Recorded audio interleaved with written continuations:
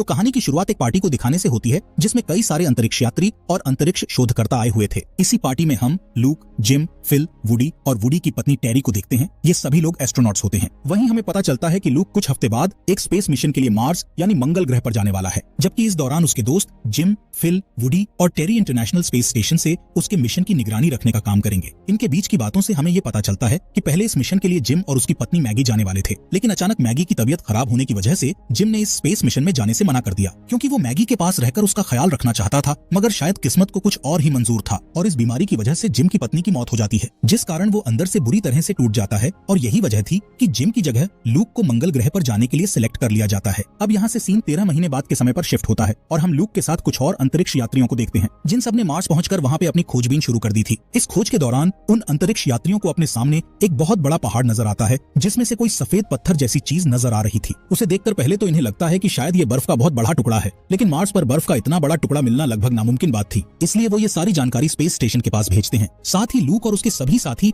एक और video message के जरिए जिम को जन्मदिन की शुभकामनाएं देते हैं, क्योंकि जिस दिन उनका मैसेज स्पेस स्टेशन पर पहुंचने वाला था, असल में उसी दिन जिम का जन्मदिन भी था। इसके बाद वो सभी उस सफेद पत्थर जैसी चीज की नजदीक से जांच करने के लिए उसके पास जाते हैं। वहां पहुंचकर उन्हें ये पता चलता है कि इस पत्थर से किसी तरह की धीमी आवाज आ रही है, इसलिए वो अपनी मशीनों के जरिए उस आवाज को कैप्चर करके खुद कुछ सिग्नल्स उस पत्थर की ओर भेजते हैं। लेकिन ऐसा करते ही उनके सारे डिवाइस अचानक से काम करना ही बंद कर देते हैं और देखते ही देखते आसपास के पत्थर हवा में उड़ने लग जाते हैं, जिसके साथ वहाँ धूल भरा एक तेज तूफान उठने लग जाता है, जो एक बड़े से सांप का आकार ले लेता है। और फिर वो तूफान इन सभी की तरफ बढ़कर पल भर में उनमें से 3 लोगों की जान ले लेता है। अब इन 3 अंतरिक्ष यात्रियों के मरते ही वो तूफान पूरी तरह से शांत हो जाता है। वहीं पत्थरों के हट जाने की वजह से हम उस सफेद से दिखने वाले बड़े पत्थर को देख पाते हैं, जो कि असल में किसी इंसान जैसा बड़ा सा चेहरा होता है। लेकिन यहाँ पर इतना विशाल इंसानी चेहरा आखिर कैसे बना, इस बात का पता हमें मूवी में आगे चलेगा। इसी बीच उधर इंटरनेशनल स्पेस स्टेशन में किसी को कुछ समझ नहीं आ रहा था कि आखिर लूक और उसके साथियों के साथ हुआ क्या है, क्योंकि उनका संपर्क मार्स पर गए अंतरिक्ष यात्रियों से टूट चुका था। हालांकि कुछ देर बाद वो लोग स्क्रीन पर मार्स ग्रह की तस्वीर देखते हैं, जिससे उन्हें पता चल जाता है कि मार्स ग्रह पर बहुत भयानक तूफान आया था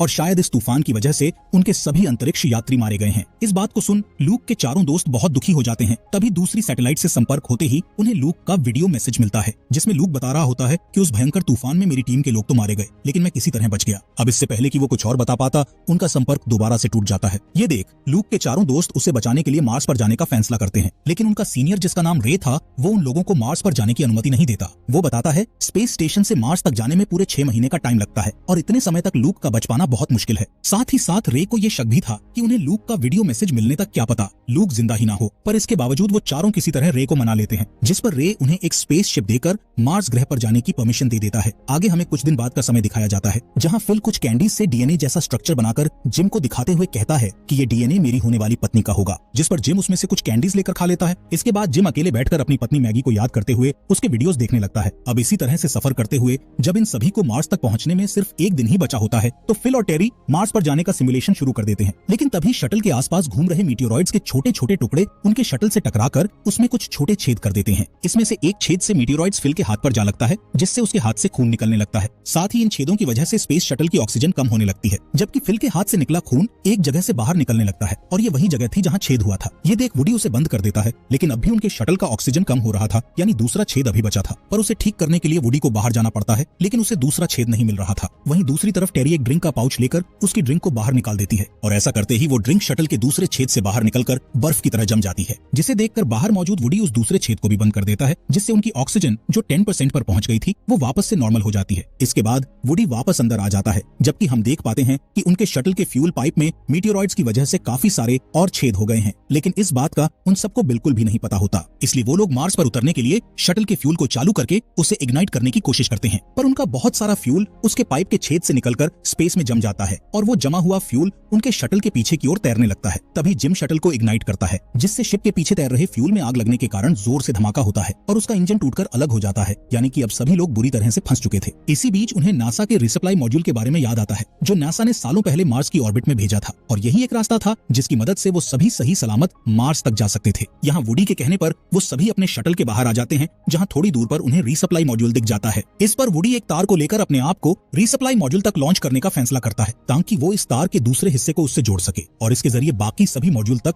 आराम से पहुंच जाएं। लेकिन उसकी स्पीड ज्यादा होने के कारण वो उस मॉड्यूल से टकरा जाता है और खुद को संभाल नहीं पाता। इससे होता ये है कि वो इस मॉड्यूल से काफी दूर निकल जाता है, मगर उसने इस सब के बावजूद वो तार रिसप्लाई मॉड्यूल तक पहुंचा दी थी, जिसकी मदद से जिम, फिल और टेरी उस मॉड्यूल तक पहुंच जाते हैं। वुडी की जान को खतरे में देख टेरी आगे जाकर उसकी तरफ वायर गन से एक वायर लॉन्च करती है, लेकिन वो वायर वुडी तक पहुंचने से पहले ही खत्म हो जाती है। इसलिए टेरी और आगे जाकर अपने पति को बचाना चाहती थी, जिस पर वुडी उसे मना करते हुए कहता है कि तुम्हारे सूट में इतना फ्यूल नहीं है कि तुम आगे आकर वापस से रिसप्लाई मॉड्यूल तक जा सको। इसलिए वुडी उसे वापस जाने को कहता है, पर टेरी अब भी उसे बचाने की जिद कर रही थी। इस कारण वुडी अपना हेलमेट हटा देता है और ऐसा करते ही उसका चेहरा बर्फ की तरह जम जाता है, जिससे उसकी वहीं पर ही मौत हो जाती है। ये देखकर टेरी को बहुत दुख होता है, लेकिन जिम और फिल के कहने पर वो वापस आ जाती है। इसके बाद ये तीनों किसी तरह मार्स पर पहुंचकर वहां मौजूद बेस कैंप में चले जाते हैं, जहां जिम को हरे भरे पेड़ पौधे, पानी और साथ ही साथ ऑक्सीजन लेवल भी पृथ्वी की तरह एक सामान मिलता है। इसलिए सभी अपना हेलमेट हटा देते हैं। तभी अचानक से उन पर लूक आकर पीछे से हमला कर देता है, जिसे किसी तरह से रोककर सभी लूक को समझाते हैं कि हम लोग तुम्हें बचाने आए हैं। उन सबसे लूक को वुडी की मौत के बारे में पता चलता है, जिसे सुनकर उसको बहुत दुख होता है। ये सब बातें करने के बाद लूक उन सभी को उस बड़े से सफेद रंग के इंसानी चेहरे के बारे में बताता है कि उसमें से अक्सर कुछ आवाजें आती रहती हैं, जिन्हें एक्स, वाई और जी एक्सिस पर रखने से मुझे इंसानी डीएनए जैसा स्ट्रक्चर मिला, लेकिन इस डीएनए स्ट्रक्चर में से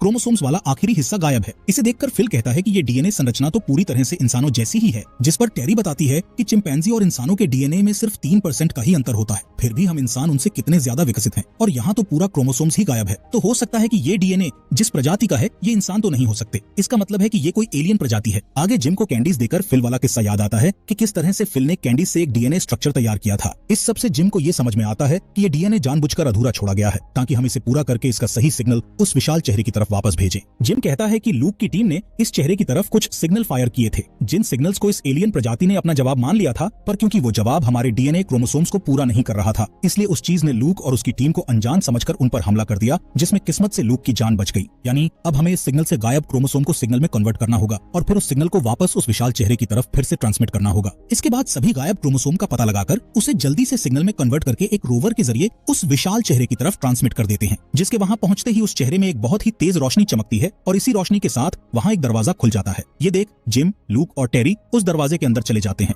जबकि वो लोग फिल को ये निर्देश देते हैं कि अगर एक निश्चित समय के बाद हम तीनों बाहर ना आए तो तुम बिना सोचे लूक की शिप से वापस पृथ्वी की तरफ लौट जाना, ताकि मार्स की इस अजीब सी चीज के बारे में वहां के लोगों को भी पता चल पाए। उधर उन तीनों के अंदर पहुंचते ही वहां का दरवाजा बंद हो जाता है। वहीं जिम देखता है कि उसके डिवाइस में पृथ्वी जैसा बदलाव दिख रहा है, यानी कि इस जगह पर पृथ्वी जैसा वातावरण है, इसलिए सभी अपना हेलमेट उतार देते हैं। थोड़ी दूर चलने पर उन्हें करोड़ों साल पहले का सोलर सिस्टम यानी सौर मंडल नजर आता है, जिसमें पृथ्वी के साथ साथ पृथ्वी जैसा ही एक और ग्रह नजर आ रहा था, जो कोई और ग्रह नहीं बल्कि मार्स यानी मंगल ग्रह ही था। इसका मतलब ये है कि करोड़ों साल पहले मार्स पर पृथ्वी जैसा ही वातावरण मौजूद था। तभी उनके सामने एक एलियन आता है, जिसके चेहरे की बनावट काफी हद तक इंसानों जैसी ही थी। वो एलियन इन तीनों को दिखाता है कि एक दिन अचानक से एक विशाल उल्कापिंड मार्स से टकरा गया, जिस कारण मार्स पर मौजूद सभी जीवन खत्म होने लग गया और मार्स वैसा ही दिखने लगा जैसा कि वो अब है। वहीं मार्स से उल्कापिंड टकराने की वजह से वहां रहने वाले एलियंस, जिन्हें मार्शियन कहा जाता था, वो बहुत सारे स्पेसशिप लेकर इस गैलेक्सी से बाहर जाने लगे, जबकि उनमें से एक स्पेसशिप ने पृथ्वी पर जाकर अपना डीएनए पृथ्वी पर छोड़ दिया, जिससे पृथ्वी पर जीवन की शुरुआत होने लगी और धीरे धीरे करके बाकी प्रजातियों के साथ इंसान भी विकसित हुए। और क्योंकि पृथ्वी का वातावरण मार्स से अलग था, इसलिए इंसान इन एलियंस से काफी अलग तरह से विकसित हुए। अब इसका मतलब ये है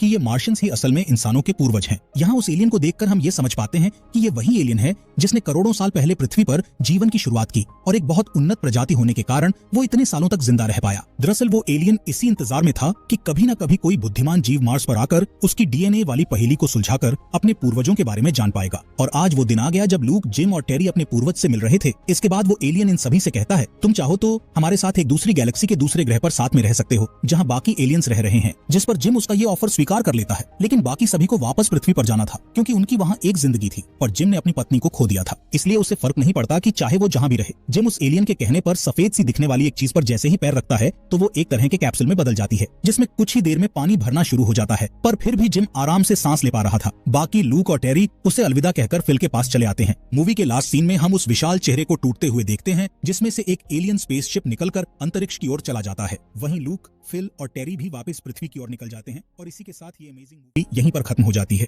दोस्तों, आपका दिल से शुक्रिया।